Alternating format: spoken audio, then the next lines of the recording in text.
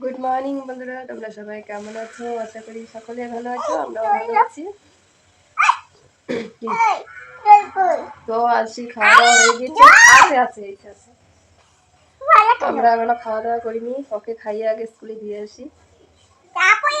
তো কালকে তো আসি কান্না করেছি, আজকে যদি কান্না করে তো বাড়িতে এসে ওকে ওকে কি করবে ওর বাবা। 2 বছর ধরে স্কুলে যাচ্ছে, 2 বছর পরে এখন আবার কান্না করছে। কিছুদিন স্কুল বন্ধ দিয়েছিল, বাড়িতে ছিল, আবার কান্নাকাটি শুরু করছে। আমাকে আবার বই পড়তে বলছে, আমাকে কিছু করে খেলতে ইচ্ছা করে, বই তো সবসময়ই পড়তে হবে। আমাদের মতো যখন বড় হবা, চাকরি করবা, তবুও বই পড়তে হবে। আমরাও তো বই পড়ছি ছোটবেলায়, বড় হয়েও বই পড়ছি, এখন বড় হয়ে গেছি তাও তোমাকে পড়াতে হয়, তাও না বই পড়তে হয় আমাদেরও। হ্যাঁ, আমি জানবো না। আর মনে হয় 1-1.5 মাস আছে ওর ফাইনাল এক্সাম। এখন যদি স্কুলে না যায়, এরকম কান্নাকাটি করে, তাহলে কি ভালো লাগে বলো তো? আমি কান্নাকাটি করবো না। ও চায় বাড়িতে থাকতে। এখানে কি লাগাইছে? কি নোংরা লাগাইছে কেন এখানে?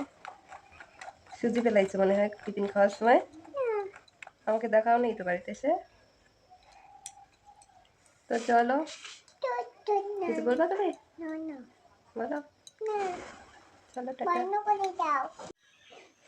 তো বন্ধুরা, চান টান করা হয়ে গেছে, এখন যাবো আশিকে টিফিনটা দিতে। টিফিনটা সকালে দিতে মনে নেই, আর যাব একটু হাসপাতালে, আমাদের যে গ্রামীণ হাসপাতাল হয় ওখানে একটু যাব। আশির আবার প্রচণ্ড অ্যালার্জি হয়েছে, ওকে ডাক্তার দেখাবো। আর আমার একটু সমস্যা আছে, তো সেটা দেখাতে যাব। এখন চান করেছি, চান করে এখন পুজোটা দিয়ে দেবো। পুজোটা দিয়ে আশিকে টিফিনটা দিয়ে রেডি হয়ে যাব।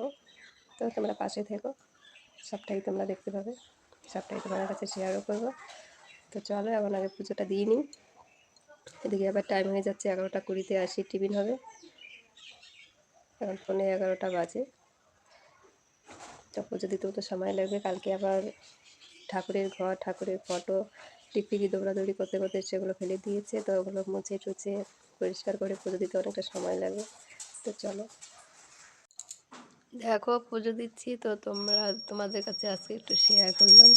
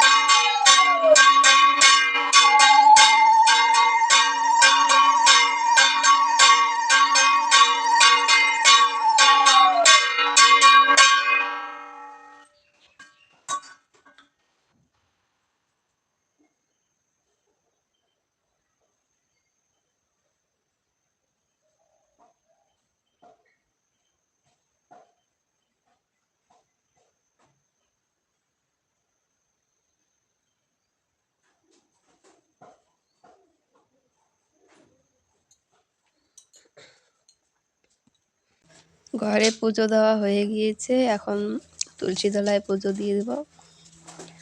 তো তোমরা কিভাবে দাও আর আমি কিভাবে দিই, সবার তো একরকম হবে না, হয়তো কিছু আলাদা আলাদা হবেই।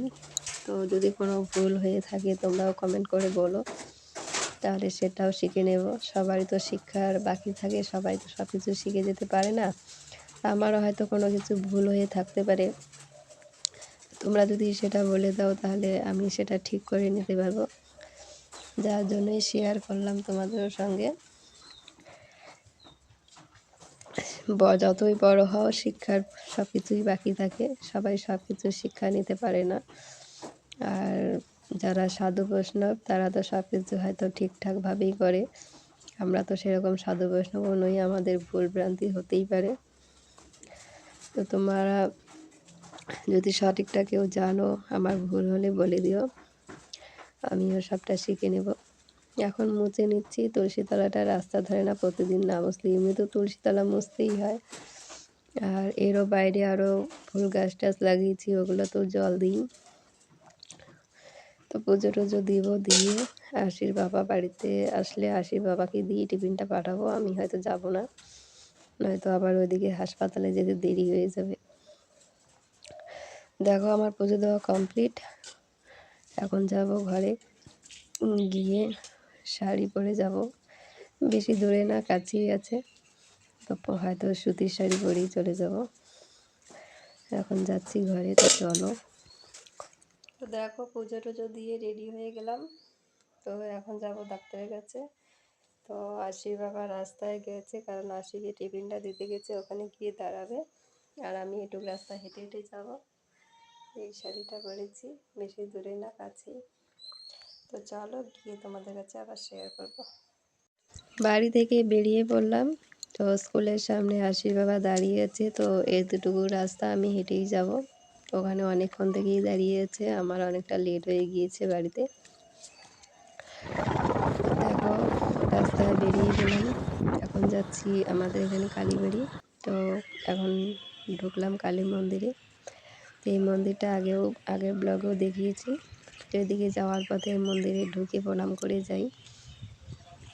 আর এদিকে দেখো ধানও মানুষে নেড়ে দিয়েছে, অনেক বড় মাঠ আছে না, তাই। তো মন্দিরটাও রং টং করেছে, প্রচণ্ড সুন্দর হয়েছে।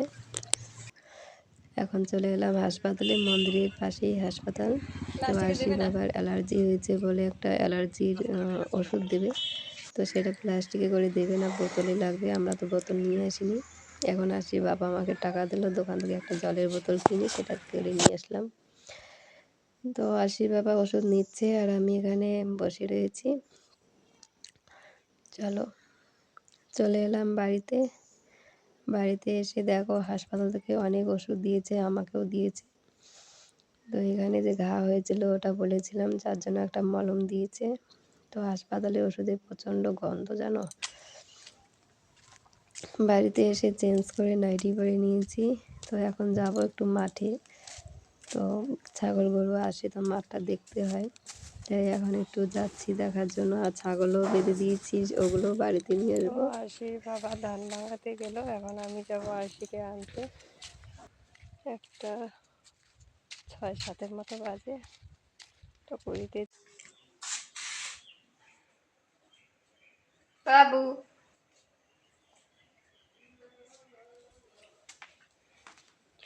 এখন বসিয়েছি রান্না। সকালে সেদ্ধ ভাত রান্না করেছিলাম, তো এখন মাছ রান্না করব, শাক রান্না করব।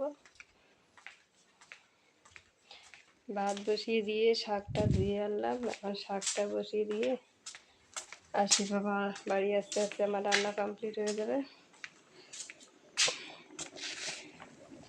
দেখো ভাত হচ্ছে আর শাক ধুয়েছি, এখন শাকটা রান্না করব। দেখো আশি স্কুল থেকে চলে এসেছে, ওকে নিয়ে আসলাম গিয়ে। তো চলো, তো খাওয়া দাওয়া করলাম, করে এখন দেখো থাল ধুয়ে নিয়ে আসলাম। আজকে সবজিটা প্রচণ্ড টেস্ট হয়েছিল, খেতে অনেক।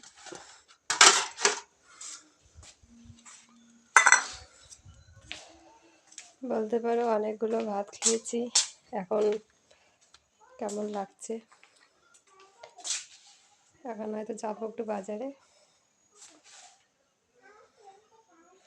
আর সেই বোতলটা সকালে গরম জল ভরে বোতলটা নষ্ট করে দিয়েছি, স্কুলের বোতল।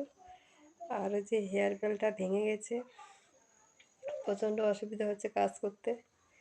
তো হেয়ার বেল আনবো আমার জন্য, ওটা আশির জন্য একটা। তো চলো।